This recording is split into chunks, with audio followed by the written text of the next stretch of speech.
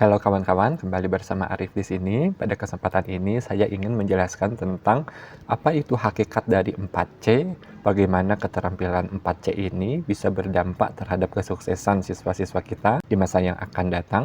Di era informasi digital yang luar biasa banyak perubahan dan serba cepat perubahannya ini, dan juga bagaimana 4C ini diajarkan di kelas-kelas oleh guru.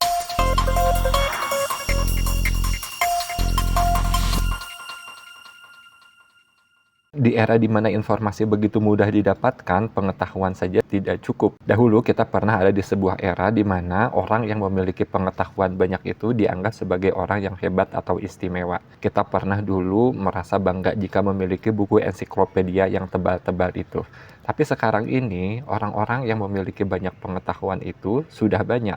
Karena apa? Karena setiap orang sekarang punya akses terhadap sumber informasi yang sama melalui gadgetnya, melalui HP, laptop, atau tabletnya. Asalkan selama punya internet, setiap orang bisa memiliki pengetahuan yang sama banyaknya, memiliki akses yang sama luasnya. Sehingga kepemilikan ensiklopedia yang tebal-tebal itu tidak menjadi sebuah status atau simbol bagi seseorang yang menunjukkan bahwa dia itu berilmu dan berpengetahuan. Dengan adanya internet dan teknologi informasi yang luar biasa ini, terjadi demokratisasi ilmu pengetahuan, di mana setiap orang sekarang ini, selama dia punya gadget dan internet yang cepat, dia bisa mengakses informasi dan bisa berkesempatan untuk melakukan perubahan dengan informasi tersebut.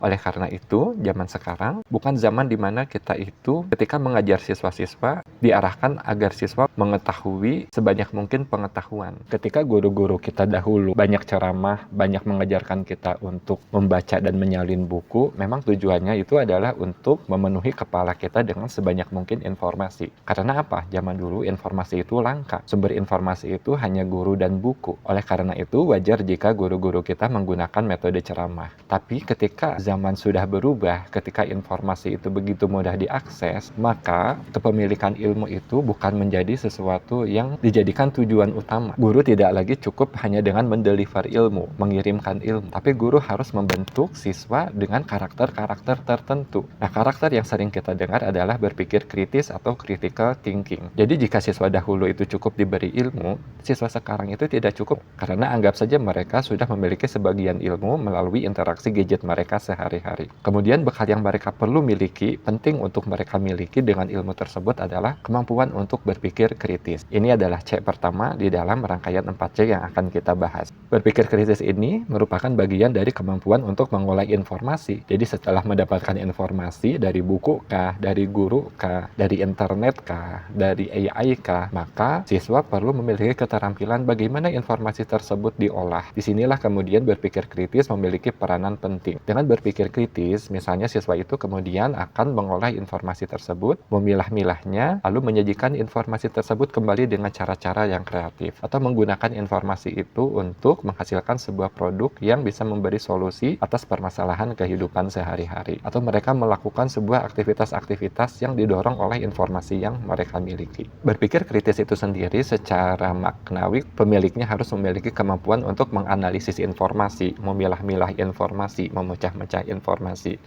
kemudian membedakan antara fakta dan opini, menemukan sebab dan akibat, dan yang lebih penting adalah kemudian bagaimana dia mengambil keputusan dengan informasi yang dia miliki. Sebagai contoh kasus adalah ketika menerima sebuah informasi di media sosial, siswa yang kritis, dia harus bisa membedakan mana fakta, mana opini, mana pengetahuan yang berbasis sains, mana pengetahuan yang sifatnya dugaan saja, mana yang perlu disikapi, mana yang perlu ditindaklanjuti, dan siswa juga perlu tahu mana yang perlu diabaikan, tidak perlu dikomentari, apalagi dibuat viral. Kemampuan ini penting mengingat informasi itu begitu melimpah, tidak hanya banyak tapi juga banjir, sehingga kemampuan untuk memilah-milah informasi ini menjadi sesuatu yang sangat penting. Sebab kalau tidak, siswa atau bahkan kita semua sebagai orang dewasa pun terus akan menyerap informasi dari pagi sampai sore, dari sore sampai malam, akan sibuk terus menatap handphone, menyimak berita-berita online, menyimak perdebatan-perdebatan yang ada di media sosial, membaca berita-berita viral yang beredar di grup WhatsApp. Usia kita, hidup kita akan habis hanya dengan mengkonsumsi informasi. Apabila tidak dibarengi dengan kemampuan berpikir kritis, maka kita akan menyia-nyiakan hidup kita dengan mengkonsumsi informasi.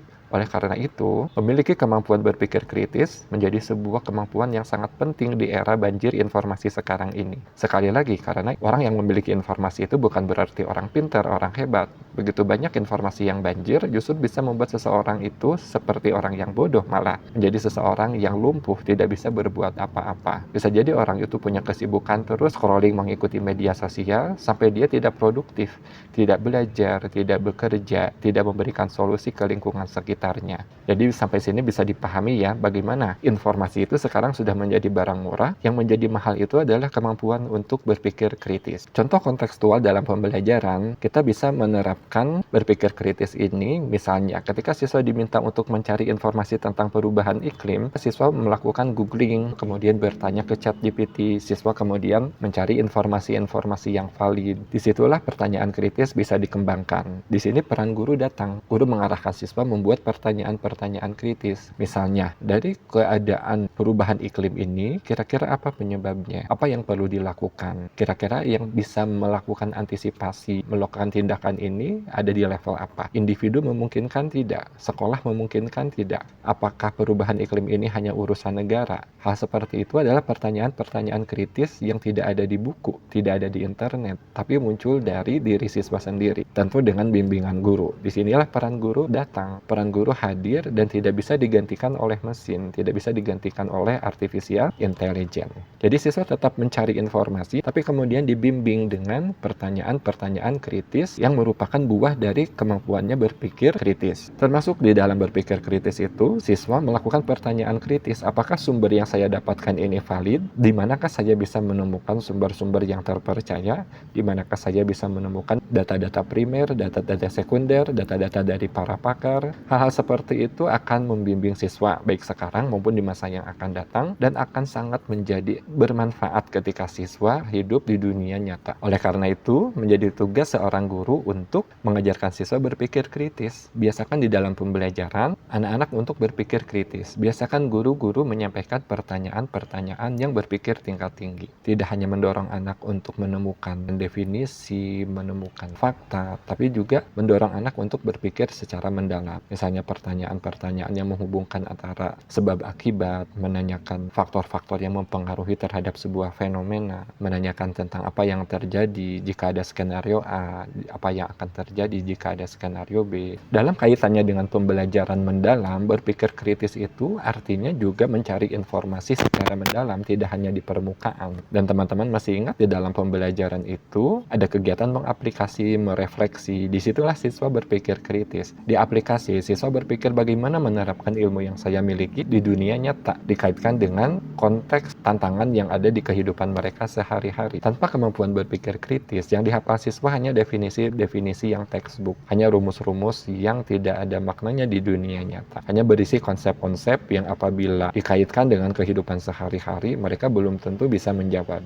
Begitu juga ketika masuk di dunia kerja, dunia wirausaha, mereka akan membutuhkan sosok-sosok yang tidak hanya mengikuti perintah, yang hanya mengikuti instruksi kerja yang tertulis. Sekarang dan ke depan, sangat dibutuhkan orang-orang yang bisa fleksibel, mereka yang bisa berpikir kritis, mereka yang bisa melakukan tindakan-tindakan atas pilihan sendiri, atas proses berpikirnya sendiri, dan melakukan terobosan-terobosan yang tidak ada di buku manual. Sekarang dan masa yang akan datang akan butuh orang-orang yang bisa menganalisis data, berpikir kritis terhadap data, lalu mengambil keputusan sendiri tanpa diarahkan, tanpa harus selalu diarahkan oleh pimpinan. Dan kemampuan berpikir kritis ini tentu diperlukan pada orang-orang yang jago membuat keputusan, orang yang tidak sering membuat kesalahan-kesalahan besar karena proses berpikir yang lambat, karena proses berpikir yang tidak kritis, karena membuat keputusan yang tergesa-gesa atau impulsif. Jangankan di masa depan, di kehidupan sehari-hari pun kita perlu berpikir kritis. Semisal, kita sering melihat iklan-iklan berseliweran. Misalnya ketika kita sakit, kita memperoleh tawaran-tawaran iklan-iklan herbal. Kita memperoleh tawaran-tawaran terapi ini, terapi itu. Nah, berpikir kritis kita akan menyelamatkan kita untuk memilih mana metode teknik atau pengobatan yang tepat untuk sakit kita. Kita ingin sekolah ke tingkat yang lebih tinggi. Kemampuan berpikir kritis kita akan mendorong kita untuk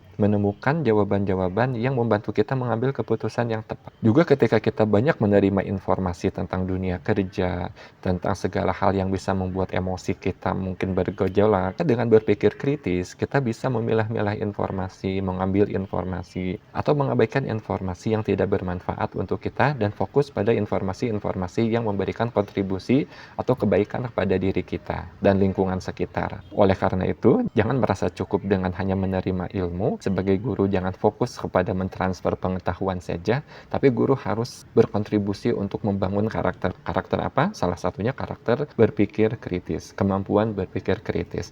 Ini yang perlu dipikirkan setelah kita memberikan informasi kepada mereka. Jadi tujuan pendidikan sekarang jangan berhenti untuk transfer ilmu, tapi membentuk karakter si penerima ilmu. Salah satu karakternya adalah berpikir kritis. Demikian penjelasan singkat. Di pertemuan berikutnya kita akan membahas tentang kreativitas dan bagaimana kreativitas ini begitu penting untuk dikuasai di era sekarang dan masa yang akan datang, dan bagaimana cara mengajarkan kreativitas di pembelajaran sehari-hari di kelas ataupun di luar kelas. Semoga bermanfaat. Terima kasih. Assalamualaikum warahmatullahi wabarakatuh.